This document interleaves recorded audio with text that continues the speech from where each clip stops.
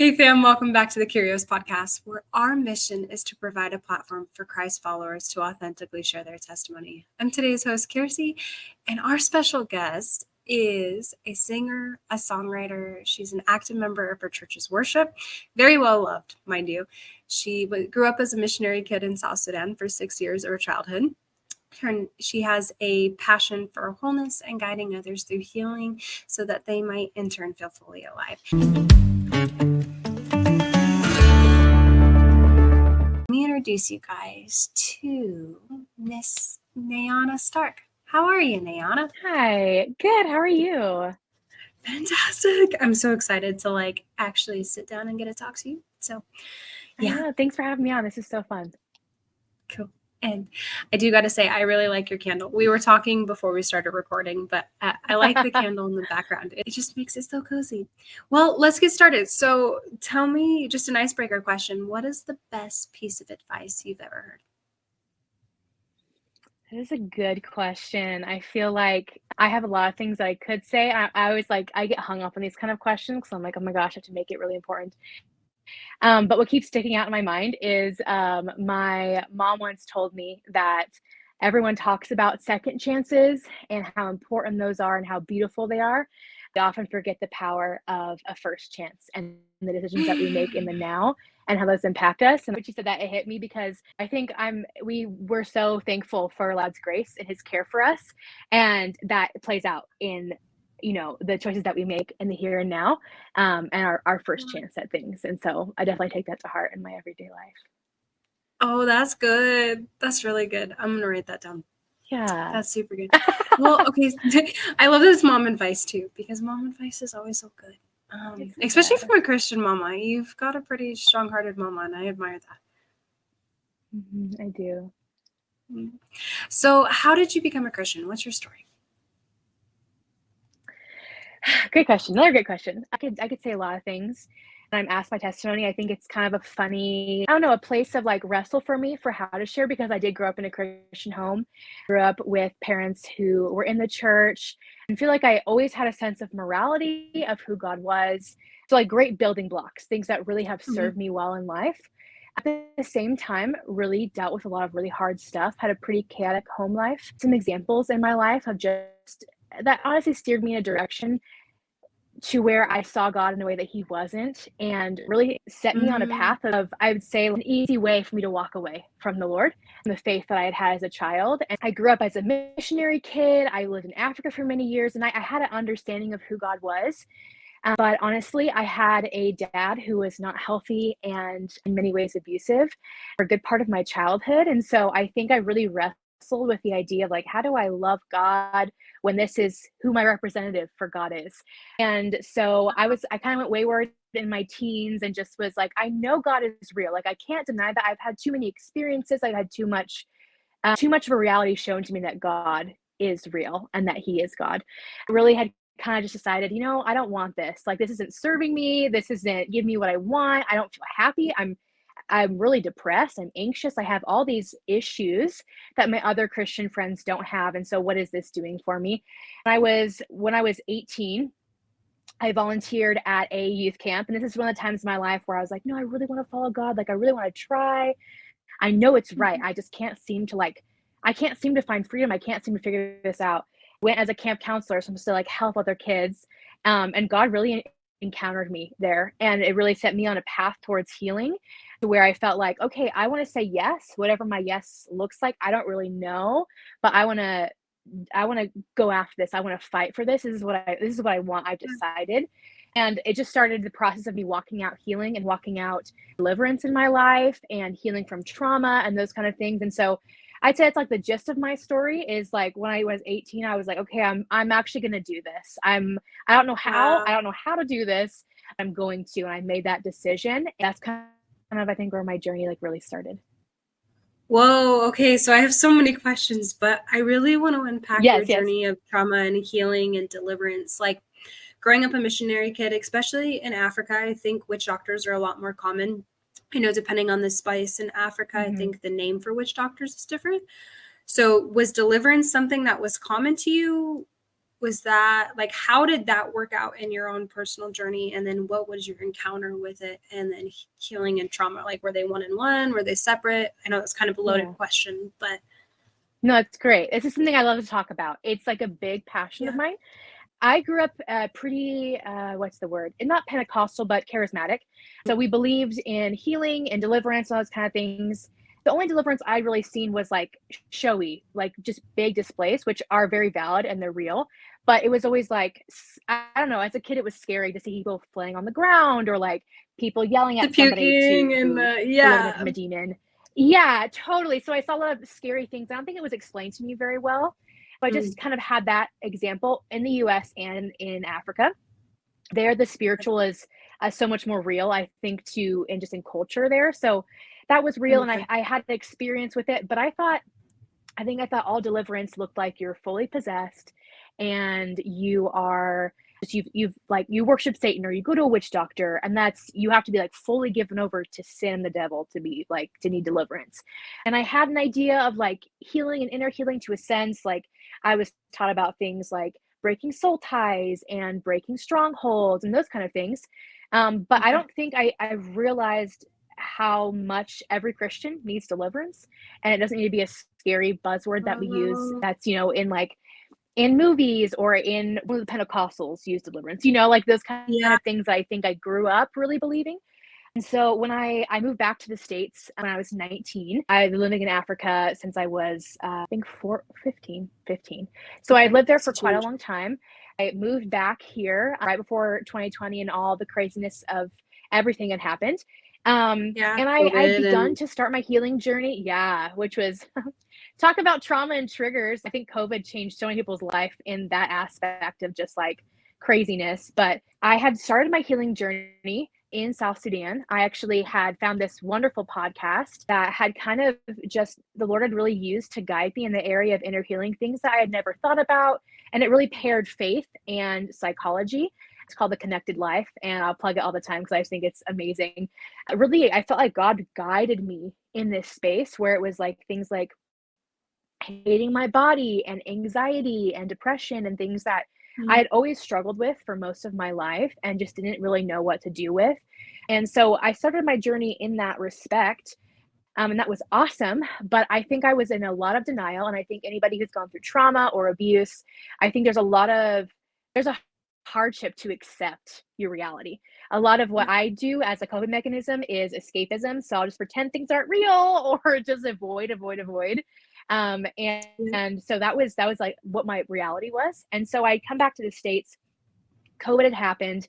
I had been dating somebody for several years. They broke up with me. Then COVID happened. My family moved back to Africa, and I was by myself for the first time ever. And all of a sudden, everything hit me like a weight of bricks. It was just like, I wasn't okay. I couldn't function. It was like, I felt like before everything had happened, I had been like healthy. Like my body was healthy and I felt great. I'm a type 1 diabetic. So I had had that for years, but I felt like nothing could touch me. I was just like, amazing. And all of a sudden my health tanked, my emotions tanked, like my mental health tanked. It was like, I was not doing well. I had somebody who knew me be like, hey, I think you should see someone. And I was like, what do I need to see somebody for? My stuff isn't as bad as plenty of people I know. Like, I don't need to see someone. And again, through some podcasts, I listened to some podcasts that were survivors of religious abuse. These people were specifically missionaries as well. And so I was like, whoa, that happened to me. That exact thing happened to me. That I didn't know that was abuse. And so it kind of helped me start to like, in my mind, accept my reality, and went first to someone who specialized in inner healing, who was gracious enough to volunteer her time to me. She's asked me to share my story with her. And I think from what I had told her, she was originally saying, oh, we'll do like 2 or 3 sessions, then we should be good. And she remember her hearing my story and she's like, we're going to need more than 2 or 3 sessions. And I just thought, oh, like somebody is validating, right? She's like, we have a little more to unpack here. And so I was like, oh, I'm being validated. So I think that started my journey into inner healing, and really recognizing that what happens in your heart and in your mind and in your surroundings impact your health, and they impact how you see the world, how you process emotions. I didn't know anything about triggers or about attachment styles or the way that I chose to communicate because of how I was raised. Like, I just didn't have any understanding. And so I think I really dove deep into this. I was in a place where I was like, I need to get better because I can't do this anymore. Like, I can't exist in this much pain. And to put it like Wow. pretty graphically, either I'm going to kill myself or I'm going to get better. Like, there's really no other option. I had been suicidal previously in life, and I don't think I had any active plans, but I was really at a place where I'm like, there's one of two options. And I know I don't want to end my life, but I can't keep doing this. So I kind of started that journey, and God graciously brought friends into my life who also had a passion for specifically deliverance and pairing it with inner healing and pairing it with healing of trauma. So I had an experience in 2021 where I basically, I would say, manifested, where I had a visceral bodily response where a stronghold was touched in my life, where somebody had kind of brought something to my attention, and I was in control of my body. And I remember being like, whoa, what's happening to me? Like, I'm not in control right now. What's going on? I think it was a pairing I've had that of a happen. trigger and also a spiritual response where I was Terrifying. like, I'm on the floor. Yeah, I'm on the floor screaming. Like, what's happening to me? I'm not living in sin. Like, I love God. Like, I'm not worshiping the devil. Things that you think have to be realities, or at least I thought at the time.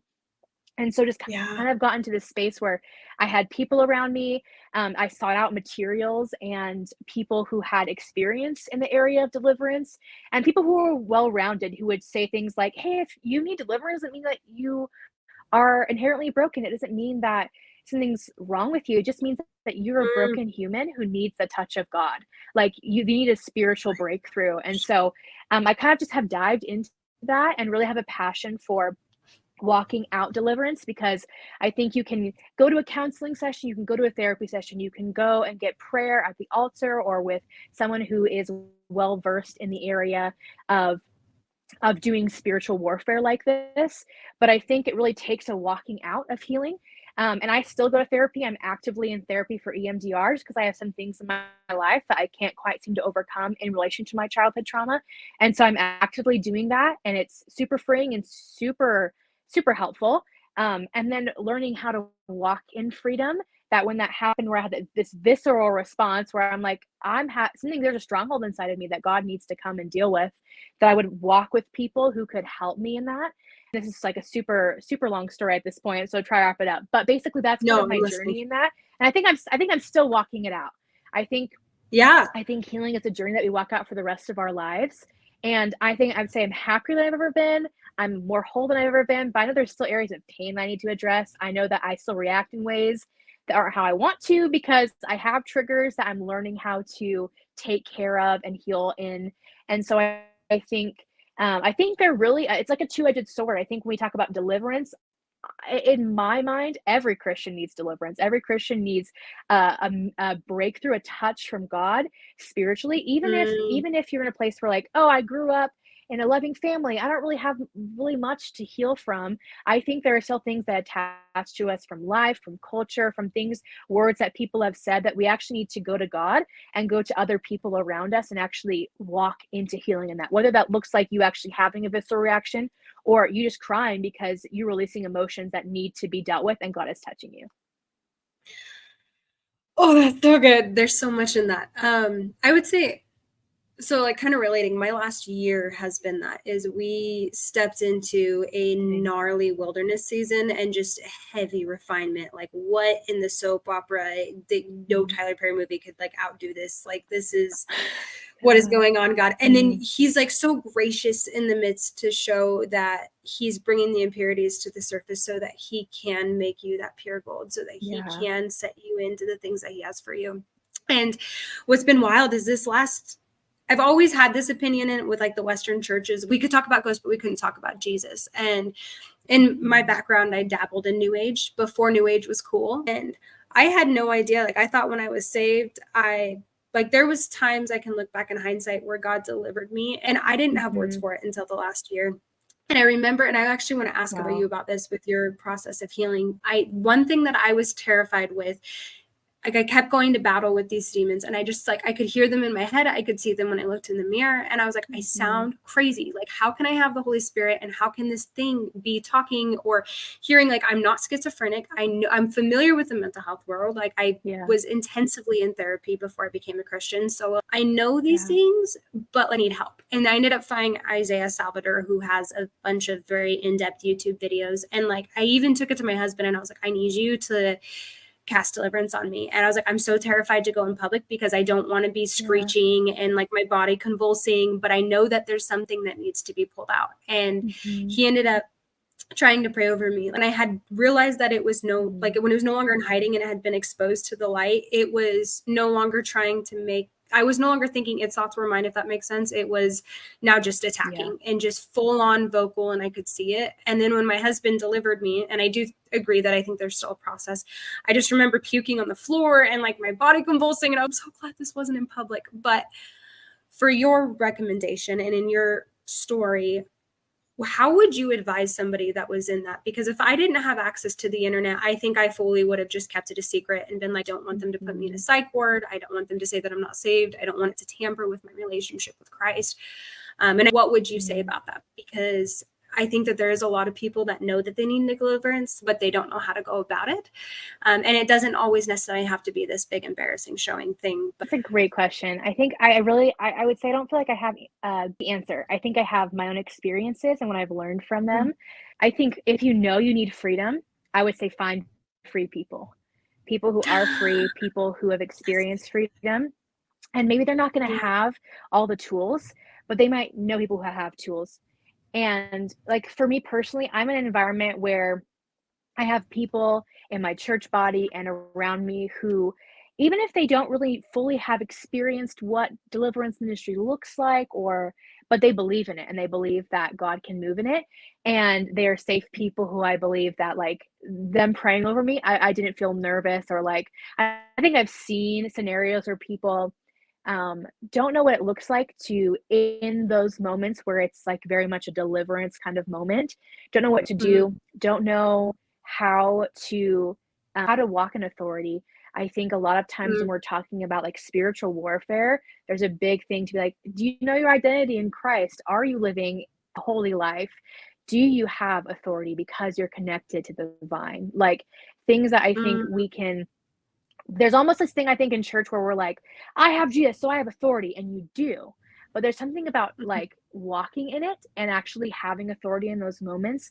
If it's just a moment where it's like, hey, I need to talk to somebody because I'm really dealing with pain and I need prayer, I think you can go. I think that's a much less higher stakes, not because it's less important, but because there's not as much of like this crazy spiritual component in that moment. Although it could turn into that, like that happened for me.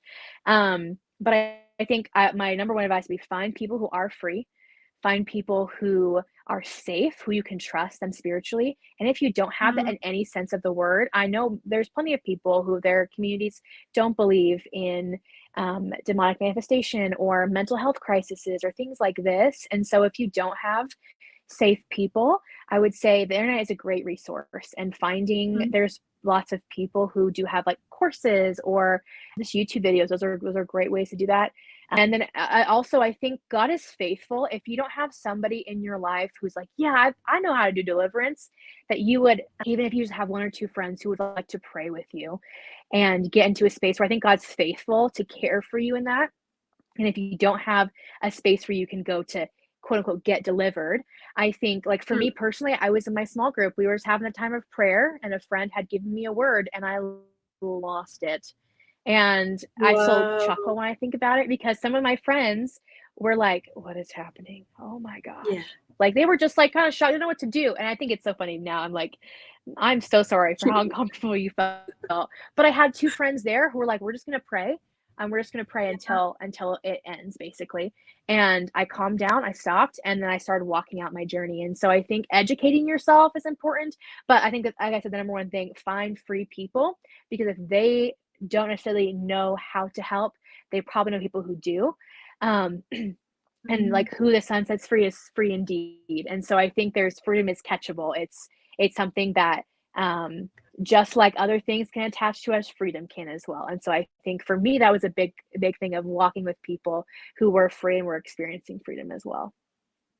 Oh, that is so good. And I really like that point you said at the end, is just as other nasty things can attach to us, freedom can as well. And that's what the enemy does. It's like 99% a lie and that 1% of truth. And it's always ripping off the goodness of God, because at the end of the day, the enemy wants the worship God has. And so, oh, that's so encouraging. Tell me about the time you first encountered your revelation of authority, like as a Christian, as a woman of God. What did that journey look like? This is a great question. I keep saying that, but I think these are all great questions. I'm like, I love this. I think the first thing I think of is, so I grew up in, it's so funny what you're talking about. I love you were talking about, like, I know I love God, but obviously there's some kind of demonic attachment to me, or something happening where I'm being oppressed, or I don't know exactly what it looks like you're saying. And there's like this duality of like, this is reality, but also this is reality. And how do I make those things? How do I make sense of it? And I think this is the way about my childhood a lot, where I'm like, my home life was sketchy, but not always. My mom was such a pillar for me, and really, I think, protected me from a lot, and protected me from everything. But she taught me a lot of building blocks that I now rely on as blocks of my faith, that I think I am so blessed with because I was given those. But I do this reality where I'm like, my home life is crazy, but also I'm also experiencing God. And I was a very spiritually aware child. Always was like gifted with dreams. I had dreams very early on in life. I would say I had the gift of discernment. And so I always had these empathic tendencies and had this ability to like feel things out and understand unseen realities. So I think that served me well, and also didn't, especially when you live in environments where there are open doors. And so, as I would say, how old was I? Maybe like 15 or 16, really started to press into like, okay, I'm getting dreams. I'm very aware of spiritual realities. I had, when I was 11, I actually had an encounter with a demon that left me like basically like inhibited for months and months and months, had this crazy experience and was oppressed based on an area I lived in, some open doors that were in the home. And when I was 15 or 16, I really started to press into like, I'm having dreams about my future, about other people, and they're coming true, or they're so clearly prophetic that I need to pray into this. What do I do with this? And this is really before I decided to, go wayward for a little bit. And I remember specifically, I would have these times where I'd wake up in the middle of the night and feel called to pray, specifically against, in this area I was living in South Sudan at the time. There was a lot of demonic activity in our neighborhood and just some things that were going on. And I would be woken up and like feel like it's time to pray. And so I would, okay, let's go, let's pray. And every time I would have these experiences where I would be afraid because I felt like the dread and like the scariness of the situation. But every time I would just start singing and worshiping and praying. And it was like, I would be like, oh, I'm okay. Everything's okay. And actually Jesus is right here in the room with me. And it was like this when I connected, like I recently listened to somebody tell a story, and they were like, I was a witch and I was doing all these things, but I would still call on Jesus' name because Jesus can do jobs that nobody else can. And I love that quote because it's true. Like there is a power in the name of Jesus. And so I would like wake up and be like, okay, I have authority, because as soon as I start praying and worshiping, as soon as I start like pressing into him, I'm safe. And so I think that's really when I started recognizing the authority that we have in Jesus. And because I had been tormented a lot of my life up until probably 20 years old, sorry, I was pretty tormented. And so I think that was really the start for me. And there's still things that I'm learning to walk in authority in and to press into. And I think that's also like one of those lifelong journeys as we learn our identity in Christ and what that looks like in our lives. Specifically, you had talked about like voices and voices in your head. And I had watched recently the newest Spider-Man movie. And in the Spider-Man movie, I love how God just speaks to us through everything. Dr. Octavius basically gets like a chip implanted in his body so that thing that's taking over him basically stops. And it's like it's a beautiful part of the movie because he stops and he tears up and he's like, the voices, they're quiet.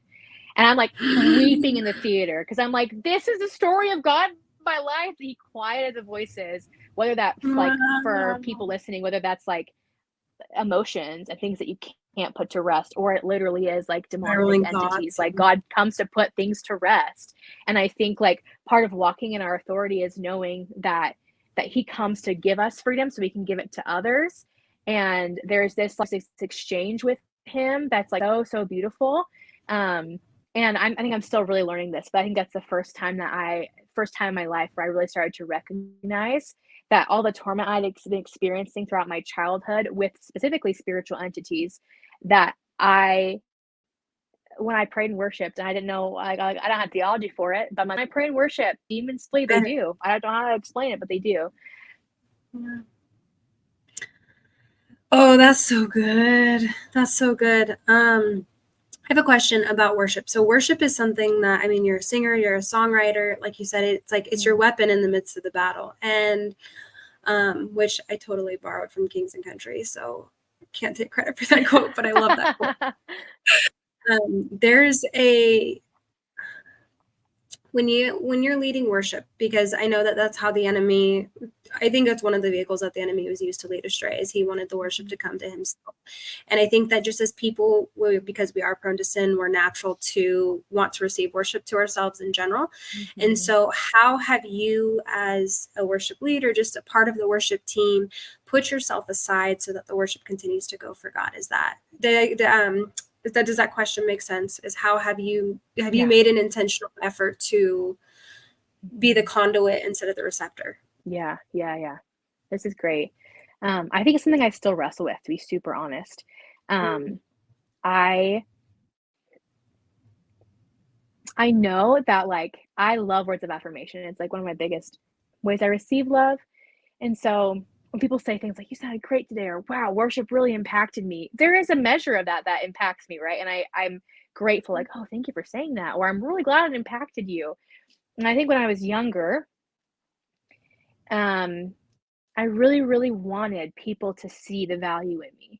And because I tend to be more a works-oriented person, I was like, if I really do a good job, people will see the value in me. And I think I used worship, and I don't think it was always like I wasn't there trying to be like, oh, I'm gonna get into worship and people are gonna love me and then I'm gonna like be famous with my music. Like, I think it was just a genuine desire to be known and to have something that people love, because I think even in our best attempts to not make superstars out of worship leaders, it's so easy to do, right? Yes. And I think I saw people that were like, oh, they're so beloved because they can sing and they can lead a room. And that's what I want. Like, I want it to be adored like that. I have things inside of me that I have like holes that need filled, right? And I would love that, you know? And so I think I really struggled to honor myself, and that I did have a need. Like, okay, I it's okay that I received compliments. Like, it's okay that somebody says it was great or whatever. But in the end, it's for him. And I think it just, for me personally, it's come with time. It's come with maturity and being able to recognize that that kind of attention doesn't fill me up. It doesn't make me feel, doesn't fill the areas inside of me that I want it to. Like, it's temporary praise of man that could switch overnight. And so I think it's not been like I had a moment where I was like, oh, I don't need it to be about me anymore. I think it was growing intimacy with him where I was like, oh, I don't want it to be about me. I want it to be about you. It's kind of weird if I'm singing to you and it's about me, and I don't want that to be there. Yeah. And recognize my worship wasn't about me. It was so much more impactful to myself and to others, that it was deeper and more rich, and that God was faithful to come in new ways and encounter me that I hadn't experienced before, because it wasn't with my eyes focused on myself.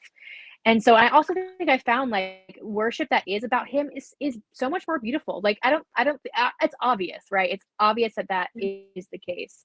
But being able to experience it, it helps at times where I'm like, oh, I really want to nail this song. I really want, like, which is still good. Like, you want to nail a song, you want to sound great. I think there's again like a duality here, but I think also it just is a lot of just trying to be like, okay, well, it's not about me. And I do create music outside of worship music, and I find other ways to be creative. And I believe God breathes on those things too. But like when I'm in a moment, I'm like, okay, this is a time of worship. This is a time we're singing praise to God. It is about Him.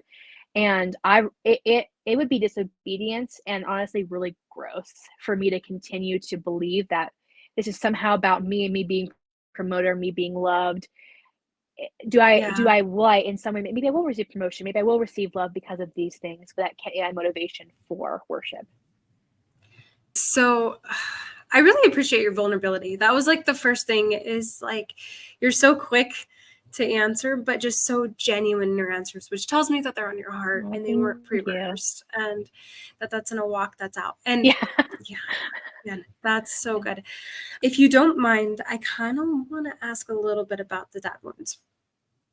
Just as someone who does have dad wounds, and I've seen in hindsight the tactic of the enemy is, if I can dilute your vision of a father, then I can dilute your relationship with God, which is going to limit you from walking in your full authority. So what has that walk to look like for you? Where have you seen victory, or have you seen reconciliation? And what does forgiveness look like? Because that's a deep well of things to unpack, and I think it takes quite a bit of time and processing. And you're in EMDR, so I'm really curious what that journey looks like for you.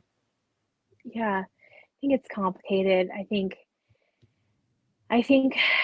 where do I even start?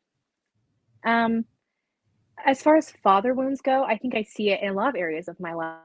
Things like the type of men I'm attracted to, and the way that I find my value, and things like that. That recently I've been like, I have a daddy wound right there. Okay, like I have a father wound in this area, like, and just having the reality of that kind of set in some more blatant ways for me, where I'm able to see it, which is it's just the grace of God. Like, I think whenever God brings these things up, it's not to shame us or to make us feel less than, but to empower us to conquer it, right?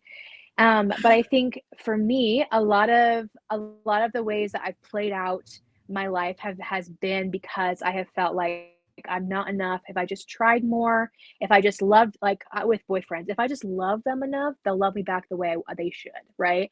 Just things that I totally thought were like gospel, basically. Like, these are the truths that they're true in me, and really, really believe that, and got myself into lots of trouble and lots of heartache from those spaces.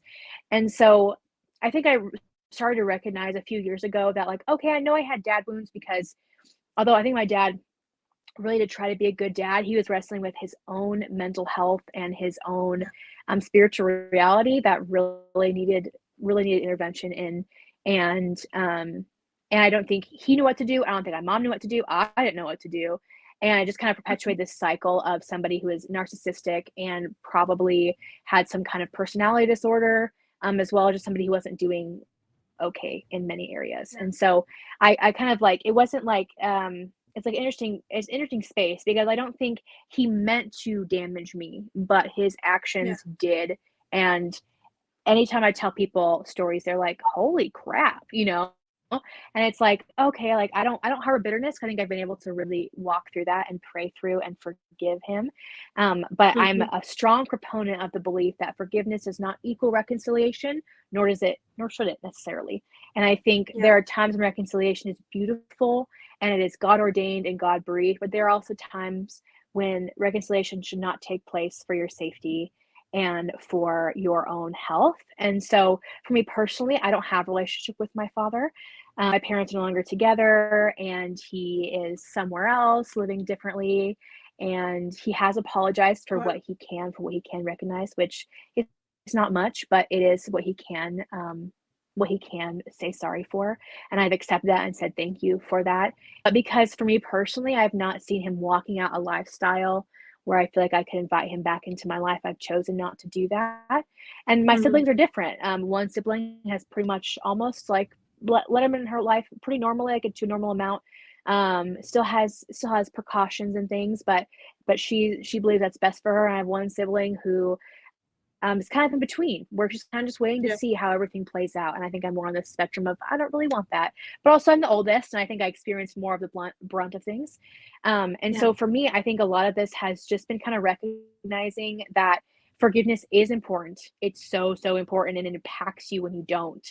Like, the amount of bitterness that came from my lack of forgiveness, like anger at men, and like wanting to love men, wanting to like see the good in them, but always going back to, well, my dad was like this, or this boyfriend was like this, or this father type figure acted in this way. And I kept pulling it back to my childhood. And so I Mm. think I noticed the way I saw men, the way that I sought my value, all these things really played into it. And so I think I really, really got to a point where I'm like, this, I'm unhealthy. Like I'm real unhealthy right now. And first lady that I worked with inner healing, she was like, you don't have to have a father-daughter relationship. You don't have to have a relationship, but you do have to forgive. Like Oh, there can be a difference here. And so I think that really freed me to be like, oh, okay. So because I thought forgiveness was just kind of, I don't know, like I just kind of had to forgive and forget. And in a sense, you do want to forget. Like you don't want to hold on to it every moment of every day and just dwell on it.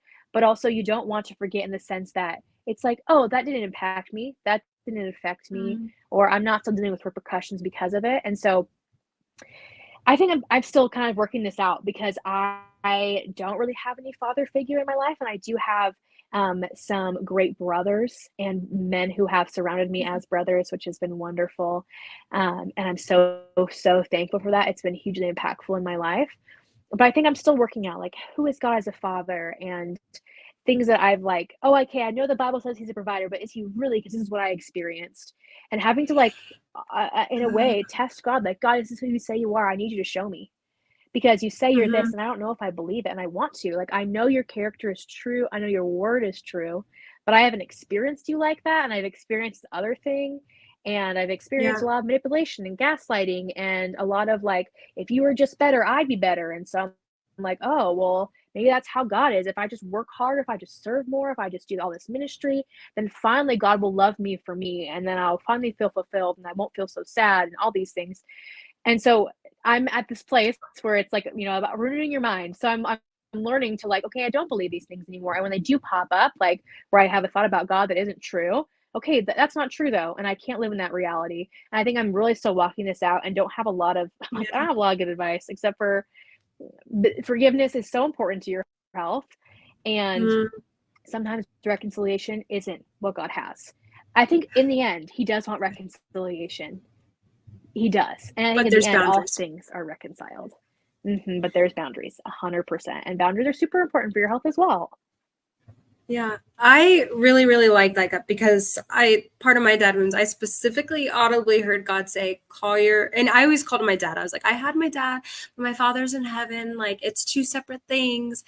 And I Mm-hmm. specifically, after a fast of deliverance, I ended that fast and I heard God say, call your father. And I was like, it's not even the same number. I don't know how to get a hold of him. He's like, call him and forgive him. And Mm-hmm. like, it was a stern. Wow. And I went to counseling after that. And she's like, here's reconciliation is not forgiveness, and I need to give you that permission. Like, you need to know Mm-hmm. that it sounds like you're struggling because there's not reconciliation because you're associating it with forgiveness. And I found that so Yeah. wise that's something you've said, because I think there's a lot of people that struggle with parent wounds.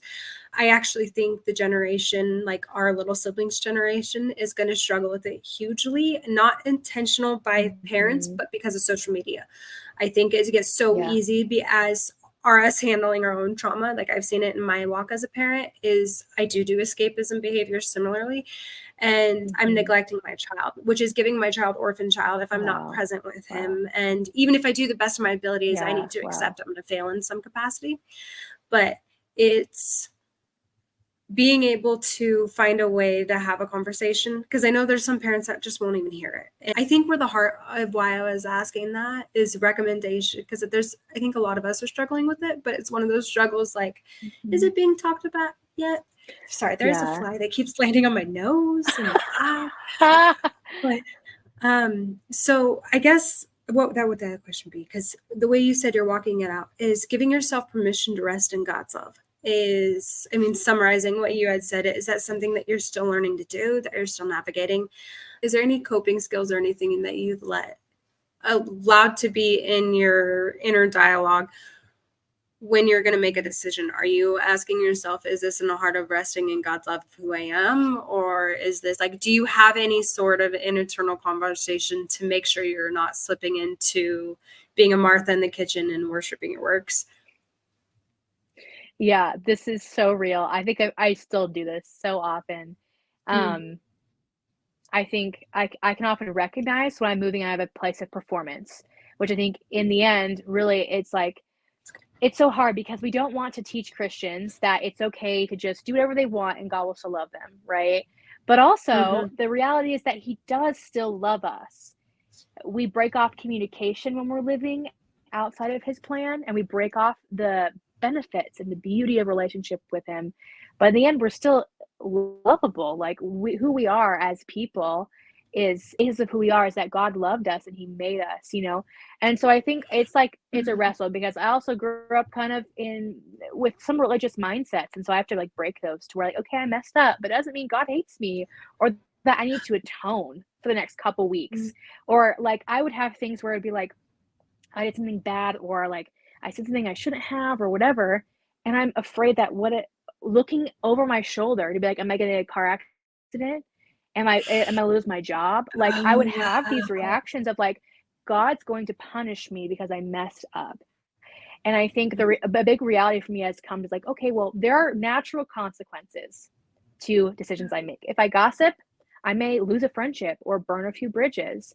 If I make a poor financial decision, I may suffer in my finances. Like there are natural consequences.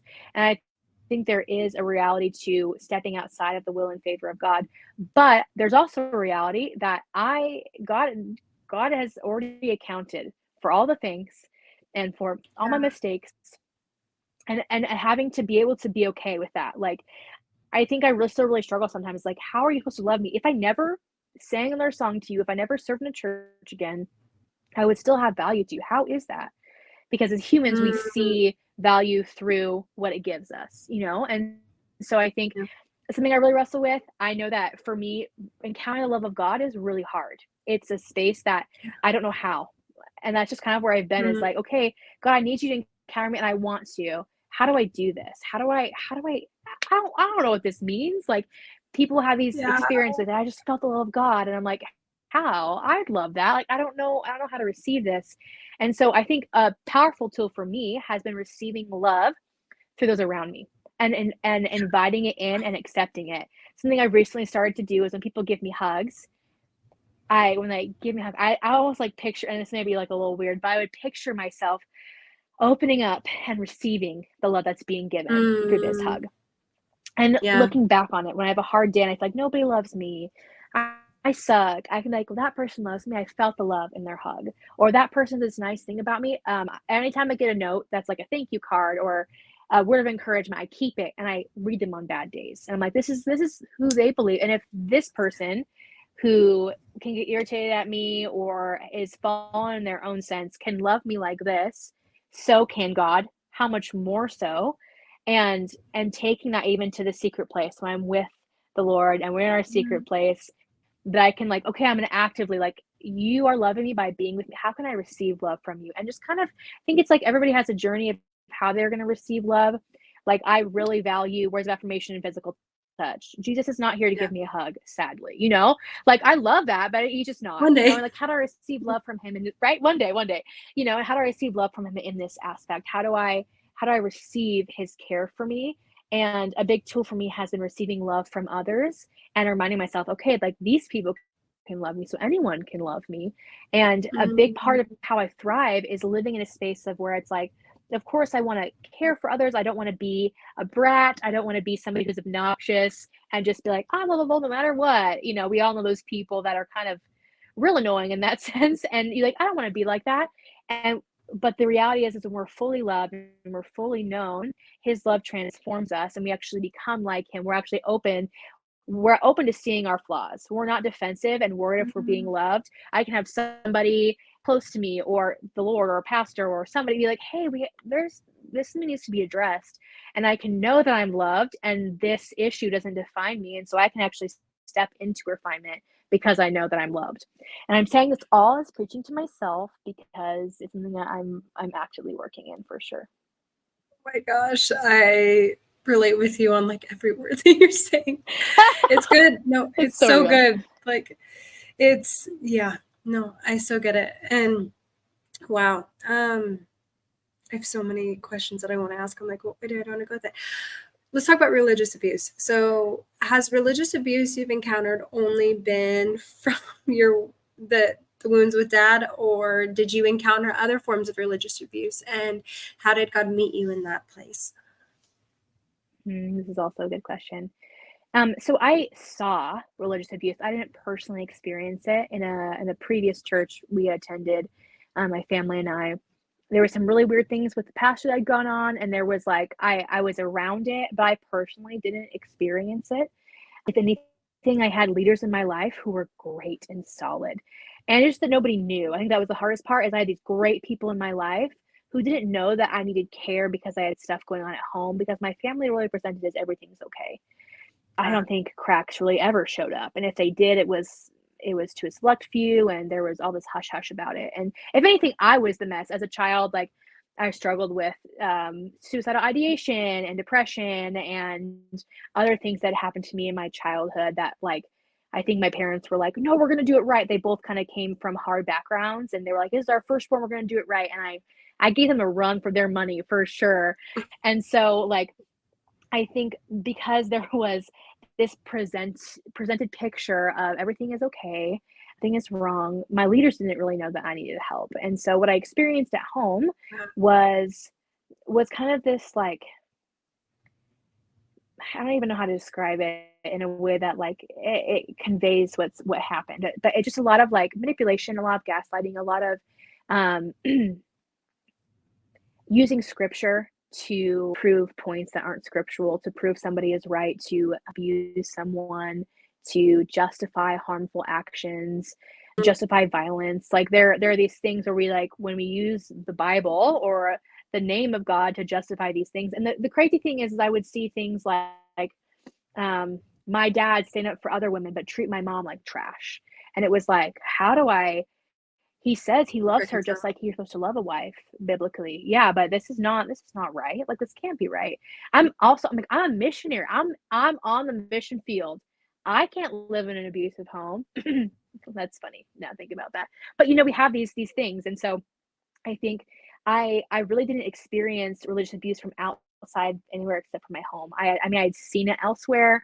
And I think in my 20s I have had instances where I'm like, I mean, that's not religious abuse, but that's mismanagement of power and resources that's directly impacting me. And I've had to go to leaders and be like, hey, I'm really not okay with this. This was hurtful, or this was wrong. This was downright wrong, like biblically, and do the whole biblical confronting somebody with an issue that you have thing. And so I think, but for me, the majority of it came through my home. And that's kind of, again, like another aspect of duality where I experienced great church environments, great youth groups who really empowered me, wanted to see me thrive because I had this secret and just felt like I didn't know how to tell anybody. And I didn't even know if what was happening was actually wrong until later, that they just didn't know how to help. And so most of it did come from inside my own home.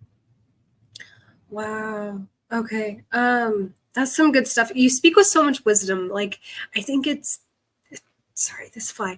I think I don't know. I think it's your giftings. Absolutely. But I just knowing how God works is I've noticed in Christians, like they're so good at being topical, but like so meaty in a circumstance without like gossiping or, and you've done that. You've given enough information without desecrating anyone's character, and I really think that's beautiful. Praise God. And it's so when we wrote our testimony into a book, I had to write from me as a little girl full of trauma and shame, even like present day, thinking back to the book, things I hadn't even navigated it or processed yet, but I needed it to be in the voice of that hurt little girl because it was supposed to be a present day book. And I had such a hard time as a Christian being like, I'm desecrating that person's character where there was reconciliation to get the story across. Is that still honoring? And so there was like a little bit of wrestling there. And I think that's where my thoughts coming from is I just see it in you as you're able to, you've been able to process. And I think it's beautiful that you have community to do that. There was a question I was going to ask you. It was, sorry, between the fly and just being so engaged with you. I'm like, this is amazing. I'm learning so much. It's a great conversation. I love it. I could have these conversations with you all day long. What would you, okay, so if somebody is encountering religious abuse or mismanagement of power, how you said that, what would you recommend to them to navigating? I mean, the verses in Matthew say to go before them, make sure that there's people around them. But I typically feel like if somebody comes from a background of high trauma or they have been abused or manipulated, how would you encourage or counsel them to look at the situation through a biblical lens? That makes sense. I think, first of all, if there's anything to do with you being bodily harmed, with you being in a space where you are actually being manipulated or coerced into things, like get out. Just however you can get out, whether it's a church, or it's a small group, or it's somebody in your life that you're really close to, like a mentor, and you're like, there will be big red flags. This is not okay. I think it's totally acceptable for you to get out. If there's active harm happening or that kind of thing, I think it's really important. I think when we talk about mismanagement of power, it can look like so many different things. And I think that whole passage in Matthew, like you're talking about, which is like, hey, if you have an issue with somebody, first go to them. And if they don't listen, bring a friend and then talk to them again. If that doesn't work, then we talk to the leaders of the church. And we have a process, right? It's basically honoring them by going to them and being like, hey, I have a problem with you. If they can't hear you, you go out the letter, right? And I've definitely experienced this in my life. No matter how good of a church you go to, I'm just going to use church as an example right now. You're going to run into mismanagement of power. It's just going to happen because people are human and people get passed over, and there are things that happen. And it's a wrestle that I've had because there are things that I struggle with being a part of any church, and things I'm like, I don't agree with that. Like, how do I deal with this? Something I can share, a recent story that would be helpful in this. When my parents were finally separated, this happened last year or this year. It happened this year. My goodness. Parents are finally separated. There were two sides of the story. My mom's was, I'm done. He left. There's all these things behind it. Like, there's all this crazy story. And my dad had a very different side of the story. And it was, he's a victim, right? And there was almost an immediate belief on for his part, specifically from, or what it felt like was a belief from our church to him. He's a smooth talker, so I think that was also just part of it. But I was really, really offended because I'm like, how dare you? You could have asked me. Like, I feel like you're making decisions based on what you think is right, but you have no idea what actually happened. And I'm like boiling with anger, right? Like, I would say, I like make this joke that anger is my primary emotion, that it's like the one I can get to fastest. And usually it's just because there's pain underneath, right? But I'm angry and I'm so upset at my church and just like, gosh, why is it? And I came to this point where I was like, okay, me going into my pastor's office and screaming at him, telling him, why don't you believe me, is not going to build the bridge. It's not going to get my point across. It's not going to prove my character or help validate my story in any way. Like, so logically, I have to take myself down off this whole like anger ledge and talk to myself. Okay, what's actually going on here? Biblically, I need to go to these people who are making decisions, and maybe don't understand. They just don't understand fully. Like, why don't I give them the benefit of the doubt? Because right now, what feels like what's happening is this person, my mother, who's been abused for a long time and neglected, she's not being believed like she should, and she's not here to do that. Honestly, it's my offense, anyways. So I go, we have a conversation with these people. I'm able to share my story. I in the room was teary. Everyone was like, I was like, hey, I need you to believe me. And honestly, how this happened really sucks. And they was like, we're so sorry. We didn't know. Like, we believe you. And it was beautiful because it was what I needed to hear, and it was genuine. And I think a lot of times with mismanagement of power that can feel abusive, it is a lot. I think it's human error sometimes, where there's just people who are broken, who are making decisions in a way that maybe they're not fully aware of the repercussions of their decisions or don't have all the information. And so I think in that aspect, following the biblical example is super important. If you're in a place where you have been through a lot of trauma and you're just like, oh gosh, I can't go and confront somebody, or I can't talk to them about this issue, bring a friend. Bring a friend is always a great option. Somebody you can trust and who'll go to bat for you. I think it's a big, big plus to do that. But again, if there's any, like, if you are being swindled out of money, or you are forced to do things that you don't want to do, or you're in the way of a place that you would be bodily harmed, like, get out there. That's totally acceptable. And I think sometimes we undersell that aspect. We're like, oh, go to them first and see if, and sometimes that is necessary. And I think we need to do that. But if you're in an abusive situation, you should just get out. Like, and there are many people more qualified than me to talk into that aspect, but I think that's a very important way to go about it as well.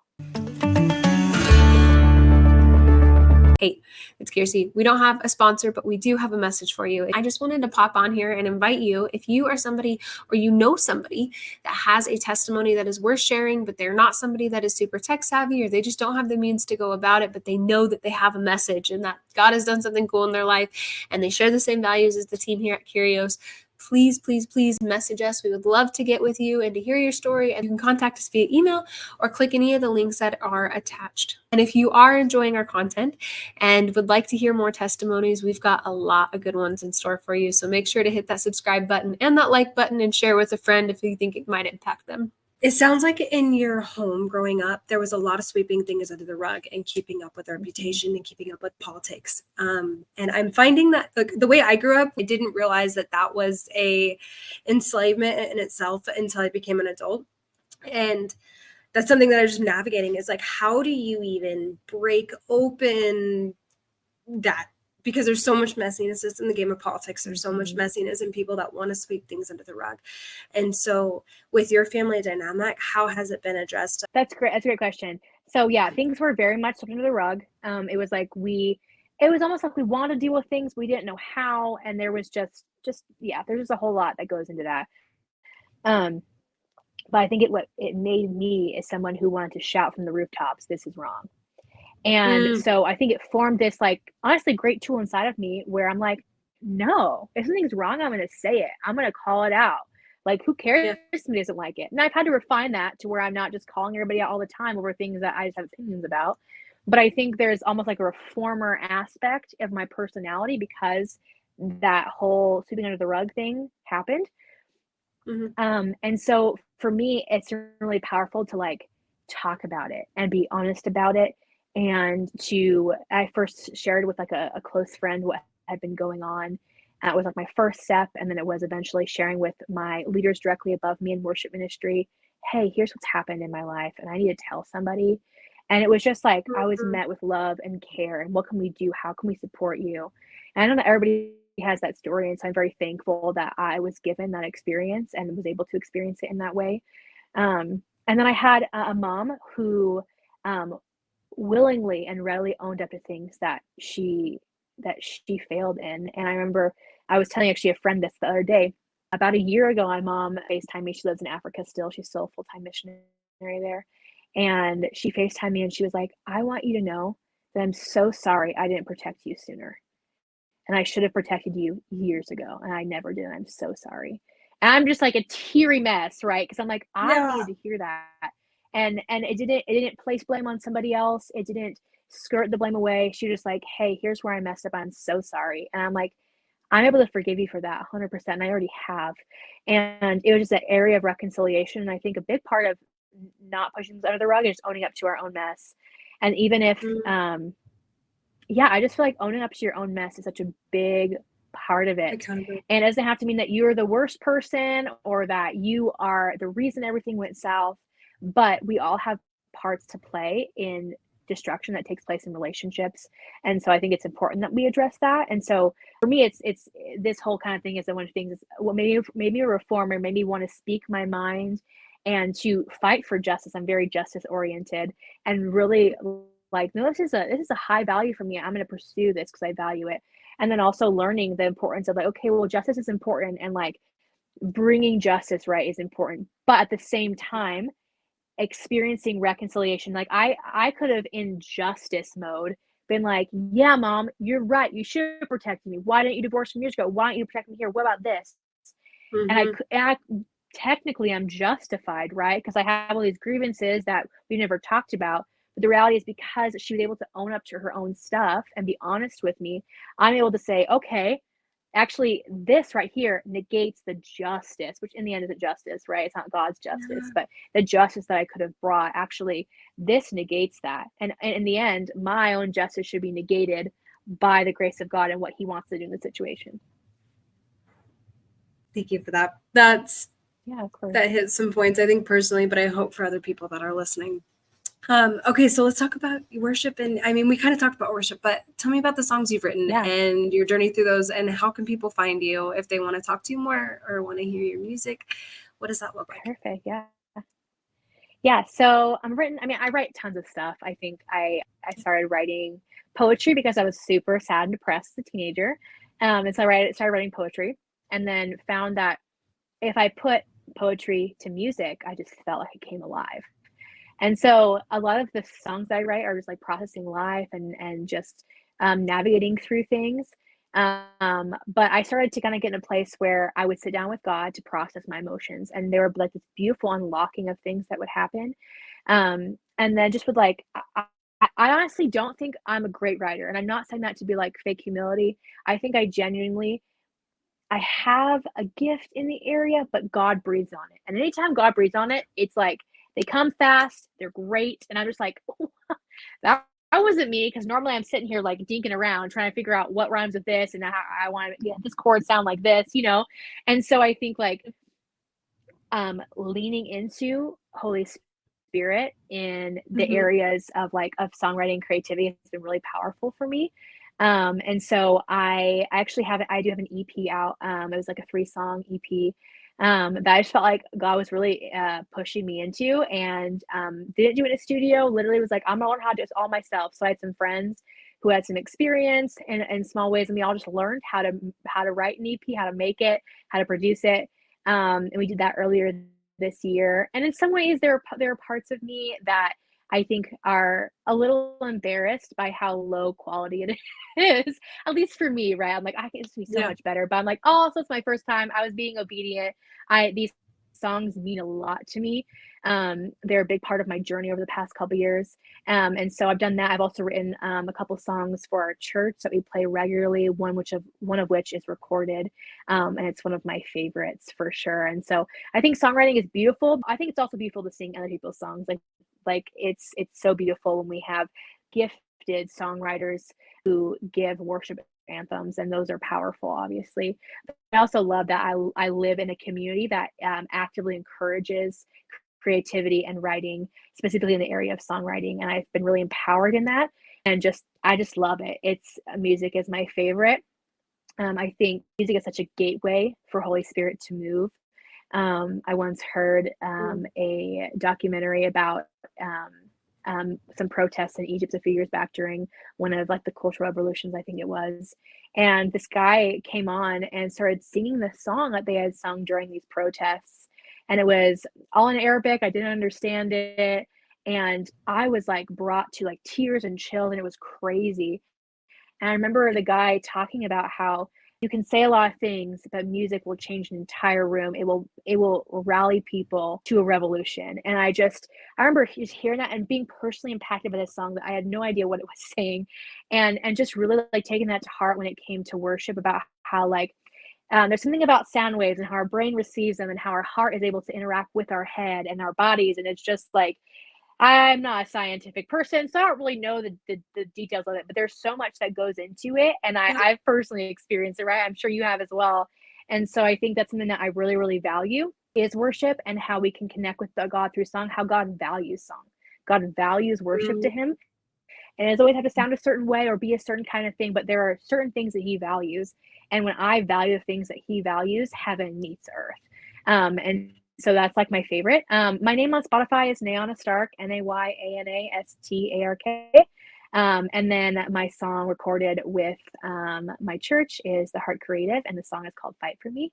And so those are the music that I do have recorded. I hope to do a lot more in the future. I'd love to branch out into music that isn't just worship, as well as continue my my worship songwriting journey as well. I love all that. No, the heart music, the heart creatives music is something that's unmatchable. It's great. Yeah, you guys have an amazing team, and I'm excited to see you guys blow up, and I'm excited just because I know the heartbeat of the leadership, and I've seen enough being there for the few years that I was, that I don't think you guys are going to run into a massive controversy in the way that like Bethel or Hillsong did. And so I'm like, my prayer is that you guys get to be these genuine examples, and that people get to like praise your music, and there's no controversy over listening to your guys' music because it's just so beautiful. And that is one thing I miss. I love our worship at the church that I'm at. They are very gifted, but there's a special sauce with you guys that I'm excited to be a part of when I come back up there. So very excited about those things. Do you have any plans for more music? I know you say you're writing music, but like anything in the next couple of months? I love to. I think I'm kind of in a space where I pour a lot of my creativity into this EP, and it was awesome, but it was exhausting because I was trying to figure it out and how to do everything on my own. Yeah, totally. And so I feel like even I think also this is something to speak into as well, as like when you're healing, I think creativity comes and goes. And I think for me, a lot of my creativity has come from really sad, really dark times. And so I think I'm learning how to find creativity when life is pretty stable and not super sad. And how do I find creativity in this? Because before it was just like, oh, my life is really, really sad. It's so easy to write music. Like just being super honest, like it was just so easy. And so I think there's a beauty in that, and beauty in like, okay, I'm so desperate for you. I need you so bad that this just comes out of me. And now I've been like, okay, well, you blessed me with so much and you've cared for me. How do I write music in this kind of vein? And life is pretty good. Like, how do I write music that is creative, however it comes out, whether it's sad, happy, whatever, but that comes out of this current state that I'm in. And so no real plans for anything right now, but I'd love to continue, and we'll kind of see what happens. Oh man, that's so good. I was just talking to somebody about that the other day, is that when you come out of like a refinement season and you're in that heart of desperation, and then you get to a season of like rest and contentment, it's like, hold the brakes. Wait, it's there. It just, the flavor tastes differently. Yeah. It's sweeter, but it's I fully know what you're saying. Well, totally. Last question I have for you is, what song is on the tip of your tongue? I know I was going to say I'm going to ask your favorite book of the Bible, but what song have you been singing the last couple of days, couple of weeks? That's a great question. I don't know. I'm like thinking about it for a second. I'm like, I have a lot of ones.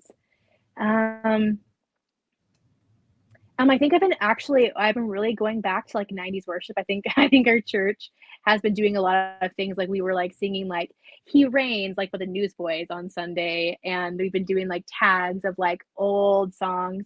And that's like really near and dear to my heart and things that I grew up on. But one song that I'm really, really loving is Pour My Love.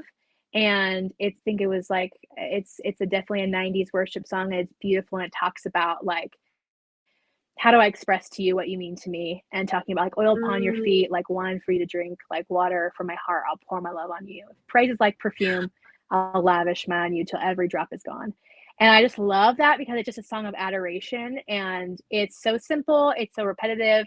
And there's a million songs right now. Like Stephanie Gretzinger has a new album out. It's all like, I'll listen to the album, I'm like, I'm getting wrecked. Like I am in the throne room. Like there's some beautiful stuff in the upper room. Like there's just so many things out right now. I think we're in a beautiful time where we have some really, really solid people putting out really solid biblical music that isn't just emotionalism, but it is. There's so much emotion tied to it because people are genuinely in love with God and genuinely want to serve him, but also this beautiful musical talent. And so I think there's so much out there, but I've been really hailing back to some older stuff and just like kind of savoring the revelation that there was in that time, right? And my eyes weren't that long ago, but like I think there are waves of things that God does in the earth, and so I think there's like meat to be chewed on still from that time, and just kind of going back and appreciating those. Oh, that's so wise. Oh, that's good. Well, Nayana, thank you so much for coming on. I look forward to hopefully getting to talk to you on here again because this was an amazing conversation. We will see you next time. Thank you so much.